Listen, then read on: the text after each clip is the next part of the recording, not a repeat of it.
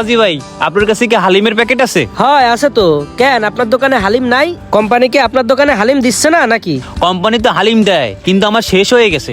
ওই কন্ট্রাক্টর নয়ন ভাই আছে না, উনি কিছু মাল নিতে এসে সব মালই আমি ওনারে দিছি, কিন্তু হালিমটা শেষ হয়ে গেছে। এর জন্য আমি আপনার কাছে নিতে আইছি। কন্ট্রাক্টর নয়ন ভাই আপনার দোকানের তো মাল নাই কবে থেকে? হ্যাঁ, উনি তো কদিন ধরেই আমার দোকান থেকে মাল জিনিস কেনে। কি বলেন, উনি আপনার দোকানের থেকে কয়দিন ধরে মাল জিনিস কেনে? কি বাকিতে কেনে? আরে না, আমি ওনারে বাকি দেবো কেন? 500-1000 টাকার মাল নিলে উনি নগদে কেনে সব। আমার দোকানে বাকিতে কাউরে মাল দিই না, যারা কেনে সব নগদেই কেনে। এখন হালিমটা দেন, উনি দাঁড়ায় রয়েছে। দাঁড়ান দিচ্ছি। বাকিতে বেচা কিনা করা একটা ঝামেলা।